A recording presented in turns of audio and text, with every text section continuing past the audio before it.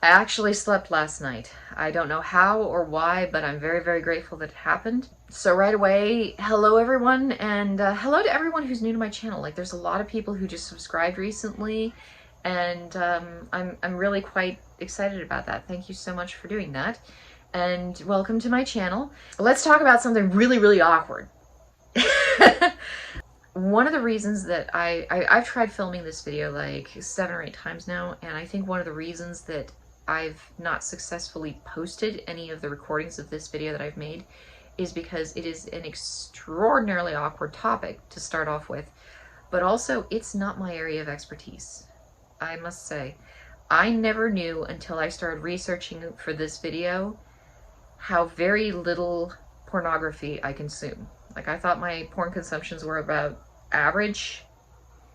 Turns out I'm just not a big porn person. I never knew that. So I guess that's a good thing. Like, if you have to find out that your porn consumption is abnormal, I guess it's better to find out that it's lower than average than, you know, higher than average. Not that I did a numerical, like, evaluation, like, okay, how many hours of porn a day does the average human being consume, and then go from the numbers. I don't get into porn. Like, it doesn't happen for me. So yeah, when I started looking at the subject matter, like, number one, it makes me intensely uncomfortable, and I suspect that it makes many autoandrophilic individuals intensely uncomfortable. But also, I'm not familiar with most of it.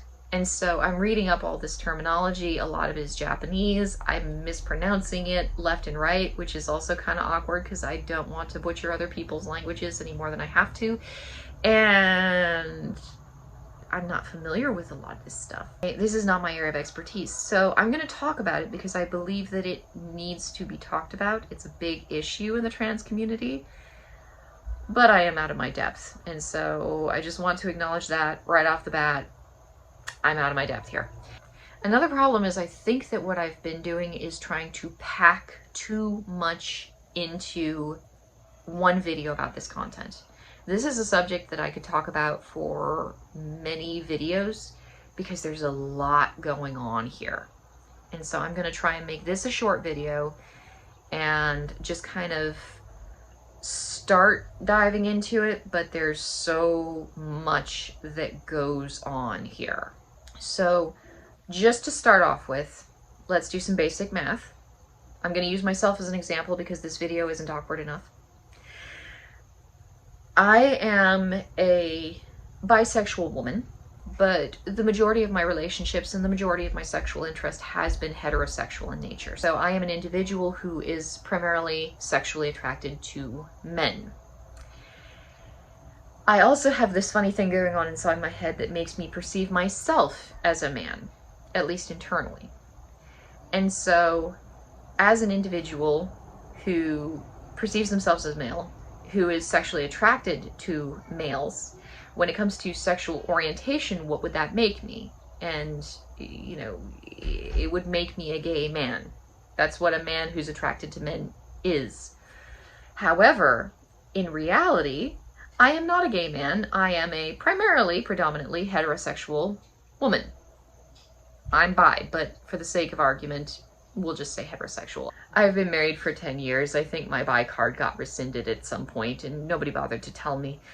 Anyway, this one thing in and of itself opens up so much awkwardness, like beyond belief.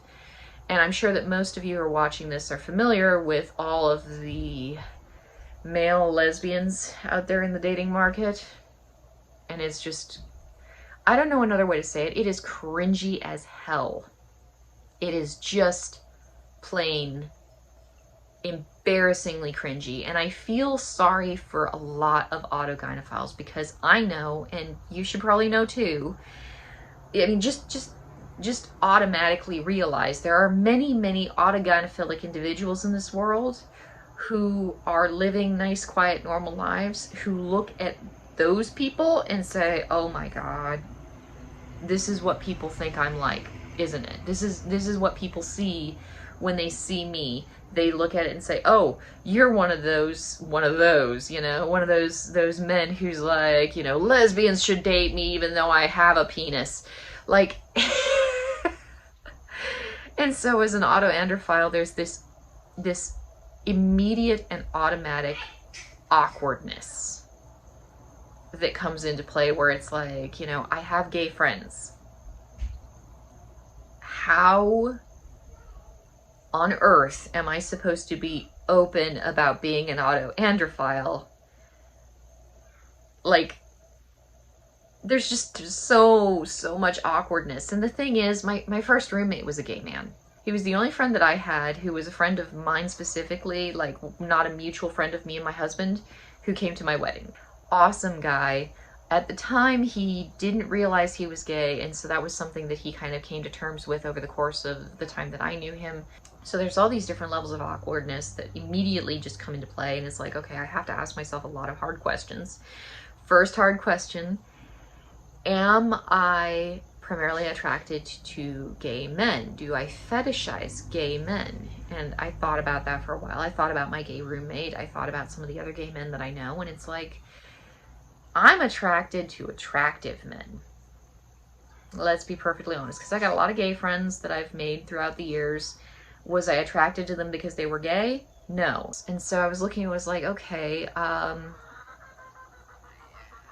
don't think I fetishize gay men. Like, I don't think that I personally have that problem, because when I look at my life, when I look at my levels of attraction, when I look at what turns me on, it's mostly, you know, usually men. Sometimes it's women, but mostly men. And it doesn't really matter if I perceive them as gay or not. So that was a relief, because there was that moment of, and so I had to kind of think through all that. Oh, this is an awkward topic. And so then let's get into the gay porn. So then I was researching gay porn consumption and gay pornography, and immediately the thing that comes up, the issue that is repeatedly talked about, is women who look at gay porn who are like, oh my God, I don't want to be fetishizing gay men. And I thought that was really interesting. Because, I mean, that was my reaction too. It's like, okay, I really hope that my gay friends don't think that I'm fetishizing them just because I'm an autoandrophile and I perceive myself as a man. Like, yes, I enjoy having sex with men, but I really hope that my gay friends don't think that I assume that they're going to be interested in dating me or anything like that, you know? Because, I mean, I know what I look like. I don't always like what I look like, but I know what I look like. And so it's like, I'm not expecting a gay man to get turned on by any of this. There's that internal cringiness, and then you add porn on top of it, and it's like, oh, just everybody feels like kind of awkward and nervous about it.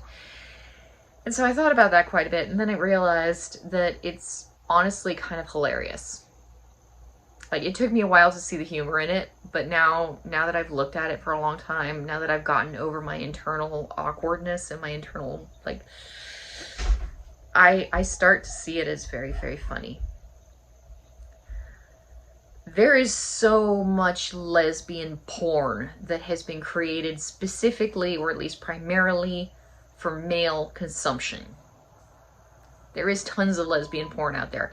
Women aren't watching this lesbian porn. Lesbians aren't watching this lesbian porn. You know who's watching this lesbian porn? Dudes.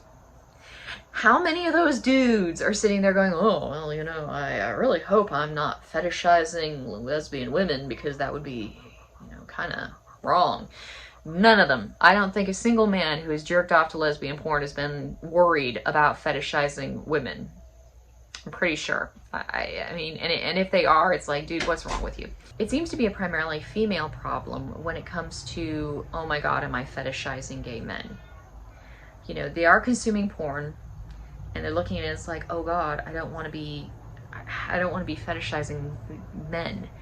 And I think it's hilarious, because I think women tend to be more aware. I could be very wrong, and I mean, this might be a sexist statement, but I think women tend to be more aware of the fetishization of sexual attraction because they have to deal with it so much, where men don't want to treat you like a human being because they see you as a sex object. Been there, done that. Not seeing people as a sex object, but being treated as a sex object, like, a lot. Weirdly enough, it's okay for me in strip clubs. It's when I have to go outside of a strip club and I can't glare a guy in the eye and be like, pay up or get the fuck out of my face. You can't really do that when you are, like, working at a Walmart with somebody and they're a coworker, and so they're technically on an equal standing with you, and then they're treating you like a sex object, and it's like, look, I'm just trying to do my job. Could you just let me do my job, please? And you have to be nice to them because you can't, like, get in their face and be like, look, pay me money or get the fuck out of here. You can't do that in a workplace environment when it's your coworker. And so then you have to go through, like, all sorts of steps, and then it's awkward, and technically you're equals, even though he's a slimy little worm and you kind of want to beat the shit out of him. It's awkward. So, I mean, women have to deal with that. And so then when they're looking at this gay porn, it's like, oh God, you know, I don't want people to think that I think of men as sex objects, because that would be really bad and wrong. And it's like, you're a human being, right? You have a sexuality, right? You have a sex drive? You're human? Okay. I think now is a good time to calm down. Now, do gay men object to women looking at gay porn and being aroused by it? Maybe, I don't know. Like, my first roommate bought me a t-shirt that said, I heart yoy, or yowie, or whatever. He bought it for me, and it was a gift of his. It was a surprise, and it was so sweet of him. And the reason he got it is because I saw the t-shirt and I was like, oh my God, I don't know, because I knew what yaoi was. And I was like, I don't know who on earth would be confident enough to wear a t-shirt that essentially says, I heart porn on it. And I was like, that is a hilarious shirt. And I can't imagine anyone genuinely feeling confident and ballsy enough to wear it. So of course he buys it for me. And I was like, it fit perfectly. And I was always way too shy to wear it in public, because I was like, this is just, it's a shirt that says I love porn. And I don't know if, as much as I would love to wear this thing just for the pure rebellious, you know, YOLO aspect of it, I don't think I have the balls, you know? And so I never wore it out in public. I've got it somewhere, I think, but, you know, again, gay man, he didn't have a problem buying that for me, so I'm sure not all gay men object to women looking at gay porn. I'm pretty sure a lot of them just don't care, because I think a lot of women have gotten over the fact that men look at lesbian porn. At least it never bothered me, personally. It is a subject that needs to be talked about, and there's so much going on here. So, really briefly, is gay porn a huge thing in the trans community? Yes. Is it a huge thing among autoandrophiles? Yes. A lot of, and if you're not familiar with a lot of this gay porn, a lot of the stuff that I saw and a lot of the stuff that people talk about is Japanese gay porn that is primarily oriented toward female consumption. And there are a few different terms for it. One of it is yaoi, I think it's pronounced like that, or shonen ai, I think it's pronounced like that, I don't know. There's also, I guess, boys love, which is abbreviated to BL, and I think there are a few other terms for it as well. I don't consume this stuff. I was exposed to it in late high school because I had lesbian friends who watched a lot of it and read a lot of it, which is an interesting thing. A lot of lesbians do watch this stuff because it's populated by very androgynous, purportedly, presumably male characters, but because they're very androgynous and because it's so oriented toward the female brain, a lot of lesbians end up consuming it. But there is what's called the yaoi to trans pipeline. Here's an article on it. And actually, here's another article on it too. I'll leave the links in the description, by the way. But it's a thing. It's a real thing. And so I got exposed to it very briefly in late high school. I got into like one of the stories because I was interested in what happened to the villain. But it wasn't my cup of tea. It didn't really speak to me that much. I will say some of the artwork can be quite visually beautiful, but again, it wasn't my thing. And so I was aware of its existence, but I never got into it too much. Some people really get into it, and here's a video by a girl who talks about her experience with it. She's a detransitioner. It is a big thing in the trans community. I think many autoandrophiles find this stuff, especially when they're younger. I was exposed to it when I was about 17. A lot of these kids are like either prepubescent, so like 11, or maybe 13 when they're really young, and so it kind of blows their mind because it's very graphic pornography that they're getting exposed to. And because the characters are androgynous, frequently these girls will really relate to and kind of identify with the more effeminate character, because there's usually a more masculine androgynous character and a more effeminate androgynous character. They relate with the more feminine androgynous character, and so they go through the fantasy of the story relating to this character and kind of identifying with this character, but because the character's male, they start to feel some confusion there. I don't know if people are automatically autoandrophilic and then at some point they encounter autoandrophilic porn and it feeds the autoandrophilic side of their personality, or if these are just normal girls who are encountering porn at a young age and it's just kind of blowing their mind, like, oh my god, it's porn, and then experiencing autoandrophilic feelings or confusion around autoandrophilic feelings, you know, sexual feelings, as a result of consuming so much of this pornography. I don't know how that works. That's a good question that needs to be asked, and it's something that, you know, probably needs to be talked about, because they do talk about this whole yaoi to trans pipeline. My experience of it, like I said, it wasn't really my cup of tea. I know that there's a lot of awkwardness. Am I fetishizing gay men? Am I fetishizing gay men? And then eventually at some point, a lot of women come to the conclusion, well, I'm not fetishizing gay men by looking at this pornography. I am a gay man. I'm trans, and that's why this speaks to me, because I am a gay man. And then they come to that conclusion, and some of them transition and, you know, go on to lead happy lives as trans men, and some of them transition and then detransition, which is, you know, not good. There's so much going on there. And I mean, one of the things, just one of the things that comes to mind right away is the fact that pornography is different between men and women.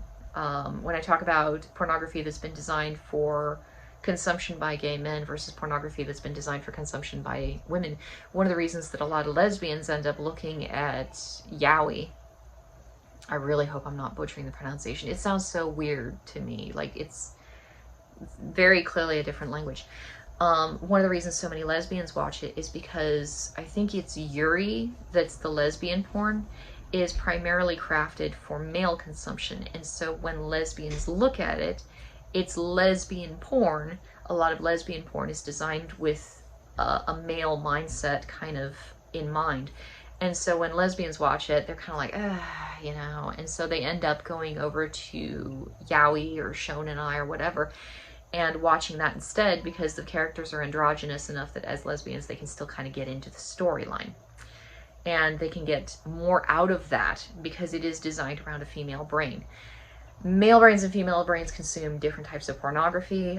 Male brains tend to be more visually stimulated, so when you go on something like Pornhub and you got your classic average porn video, it's like two people, they hook up in a random room, they start having sex right away. There's the barest pretense of a plot, but you know, you can kind of fast forward through that part because it's usually pretty bad. And then they're boning, and that's what men get off on. It's very direct, it's very straightforward. Women are more sexually stimulated by a building of sexual tension. That's what causes female arousal. And so if you think of a romance novel, which is pornography, by the way, like, there are so many women in this world, and I always think it's quite hilarious, who are like angry when their significant other watches porn. It's like, how could you do that? That's like cheating. And then you look at the bookshelf and there's like an entire bookshelf full of romance novels, and it's like, should I tell her or do you want to? It's pornography. And so, hi kitty. And so, like, for women in a romance novel, which is pornography that is geared primarily toward women. You've got the male character, the female character. There's this kind of coming together and then drawing apart, and coming together and then drawing apart. And the whole idea is to just build sexual tension between these two characters. The thing that I struggle with when it comes to that is the fact that I write stories as a hobby. I write novels as a hobby. And so I feel frequently when I'm kind of trying to read through one of these stories that it feels way too contrived. Like, characters in a realistic story would not draw apart and then come back together that many times. Like, it's not natural. And so I understand that it's supposed to be building up sexual tension, but I'm in it for the story. I'm in it for the plot. I want character development. I want something that's interesting. And it's like, it doesn't work for me. And that's just a personal preference on my part. So most pornography is either geared toward men, which I can kind of consume, which isn't too much of a problem, or geared toward women, which sometimes I can consume it if the plot is interesting enough, but usually I start to have problems about the third or fourth time that they're pulling away from each other. Oh, but we can't be together because pleh. And I'm like, seriously, just get to the freaking point. Like, the only reason that you're drawing this out so much is because there's no other substance to this story. Otherwise, you'd be able to have the romantic plot, but you'd have enough other interesting stuff going on in this novel that it wouldn't be the entire plot. Like, I could go on about that for hours, but I'm not going to waste y'all's time. So yeah, porn is usually geared either toward male consumption or female consumption. There is some that kind of managed to straddle the line and like appeal to both. The thing that was really sad for me when I was researching this is how much gay porn is oriented toward women. And it's like, I went looking after this because I'm weird. I went looking for gay porn that was oriented toward men, so gay porn that was made for gay men to consume, and it's out there, but it's kind of hard to find, and not all of it really speaks to me because a lot of it is for like bears, and I'm married to one of those. I don't need to watch porn about it. And so like, the body type, he's very heterosexual, but it's tricky for me to find porn that sings to my heart. And so like, I guess that's just a personal problem. Luckily, I've got enough things to keep me busy that I don't have to go hunting for porn all that often. But it's an issue in the trans community. I think that there are a lot of women who are autoandrophilic who don't know what autoandrophilia is and don't understand why they're having all these feelings and assume that that means they're trans. And of course, these days, the one-size-fits-all affirmative care method of dealing with trans people is, oh, well, if you think you're trans, you should just transition and that's going to solve everything.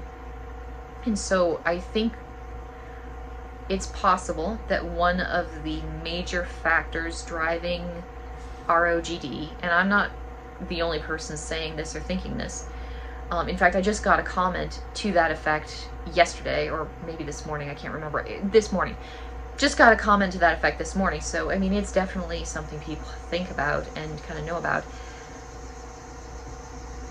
One of the things that might be driving this whole, you know, these droves of young women who are coming forward and saying, I think I'm trans, is exposure to gay pornography that caters primarily to women and the female brain, that has androgynous characters that women can identify with as being like themselves,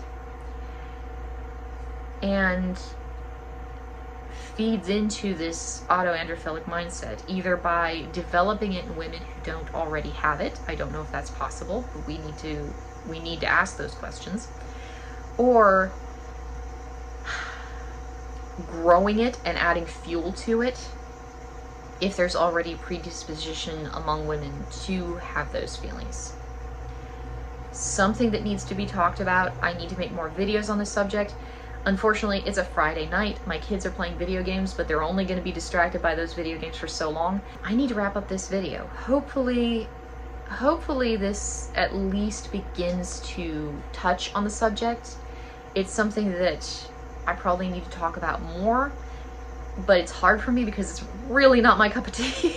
But people need to be aware of this. I think this is something people really do need to be aware of. So hopefully this is this is a good start, and I'll probably make more videos on it later. But thank you again to everybody who's new to my channel and coming to watch my videos. And thank you to everybody who's returning to my channel and watching my videos yet again. I don't know why you keep coming back, but thank you. I hope you're all having a wonderful week, and I'll talk to you guys later.